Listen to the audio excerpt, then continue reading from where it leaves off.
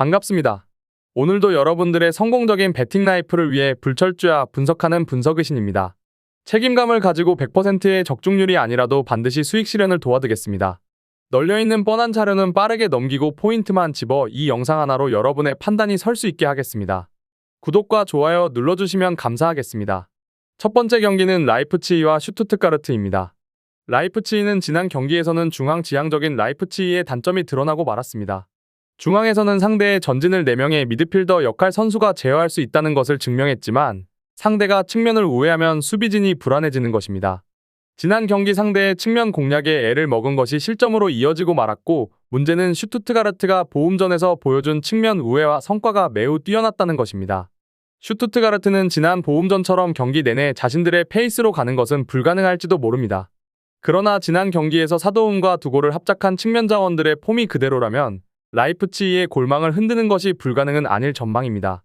앞서 언급했던 라이프치히의 단점은 측면에 허용하는 공간이 넓다는 것이고, 슈투트가르트의 전반적인 에너지 레벨이 높은 편이라 역습 상황에서의 기동성 정도는 기대해 볼 만합니다. 결과를 말씀드리자면 라이프치히가 슈투트가르트를 상대로는 강한 편이었지만 라이프치히 측면 약점은 지난 경기에서도 나온 모습이었고, 슈투트가르트의 역습과 측면 공략은 지난 경기에서 상당히 좋았던 편입니다. 중원에서 우월한 전력을 가진 라이프치히가 승리 가능성이야 높다고 하더라도 슈투트가르트가 무력한 모습만을 보여주지는 않을 것으로 판단됩니다. 오버를 추천드리고 승무패는 라이프치히의 승리를 추천드립니다. 두 번째 경기는 프라이부르크와 브레멘입니다. 프라이부르크는 시즌 중후반에는 뎁스 문제로 인해서 체력이 꽤 떨어지는 편이지만 에너지 레벨이 유지되는 초반에는 믿을만한 경기력을 보이는 편입니다. 1라운드 결장이 의심되었던 에이스 그리포가 멀쩡하게 출전하면서 공격에 키를 쥐는 모습을 보여준 점도 충분히 긍정적이었던 시그널입니다. 일단 브레멘의 압박 대응 능력이 그다지 좋지 못한 상황이라 압박 지향적인 플랜을 밀어붙여도 좋을 것입니다. 브레멘 역시 압박이 강한 팀들을 상대로는 무리였던 대진입니다. 바이언을 상대로 점유율과 전진성을 크게 잃어버리면서 홈에서 일방적으로 두드려 맞는 양상이었고 0대4라는 스코어가 나오고 말았습니다. 프라이부르크가 바이언만큼의 전력은 아니라지만 압박의 강도와 적극성은 그 누구와 비교해도 부족하지 않은 팀이라는 점을 고려한다면 이번 경기에서도 팀의 약점인 중앙에서의 압박 대응 능력 부족이 발목을 잡을 가능성이 높습니다.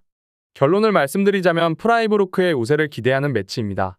브레멘이 이번 경기에서도 압박의 약한 모습을 보여주고 말았고, 프라이부르크의 경기 양상을 생각하면 상성에서 밀릴 가능성이 상당히 높은 편입니다.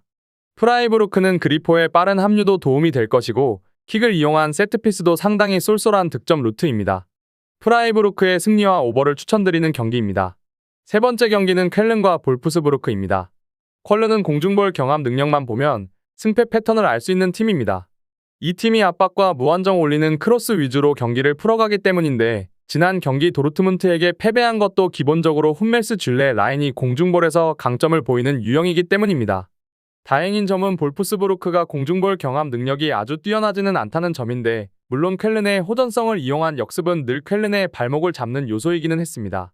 볼프스부르크는 쾰른에게 꽤 경기 주도권을 내줄 가능성이 높을 것입니다. 코바치 감독이 역습으로 나섰을 때의 득점력이 꽤 좋고 중원을 잘 써야 하는 지공 상황에서는 그다지 능숙한 타입이 아니기 때문입니다. 결국 쾰른의 공세를 어느 정도 허용해야 하고 공중볼에 다소 약한 팀 특성 상실점은 어느 정도 각오해야 할 전망입니다. 물론 역습의 효율이나 쾰른의 호전성과 뒷공간을 공략해볼 수 있는 역량 자체는 충분히 가지고 있다는 평가입니다. 결론을 말씀드리자면 가장 추천하는 픽은 오버입니다. 볼프스부르크가 공중볼에서는 약하지만 역습으로 나갔을 때의 파괴력을 어느 정도는 보장할 수 있음을 감안하면 볼프스부르크의 가능성도 아예 없다고 보기는 어렵지만 역시 상대에게 주도권을 어느 정도 내주어야 한다는 점이 볼프스부르크 입장에서 변수가 될 가능성은 농후합니다. 마지막 경기는 보움과 도르트문트입니다.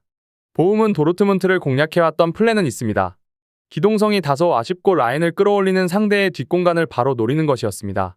보움이 최대한 전방으로 빠르게 공을 뿌리는 것을 선호하기 때문에 쓸 수 있는 전술인데 일단 도르트문트를 지난 시즌 홈에서 1대1로 비기는 등 효과가 있기는 했습니다. 물론 상대의 공격을 꽤 많이 허용해야 효과를 볼 수 있는 전술이기 때문에 하이리스크 하이리턴이라는 인상은 지우기 어렵습니다. 도트무트는 일단 프리시즌부터 패배 하나도 없이 달리고 있지만 지난 시즌 후반기 공격진들이 보여준 폼이 급락했다는 것이 문제입니다.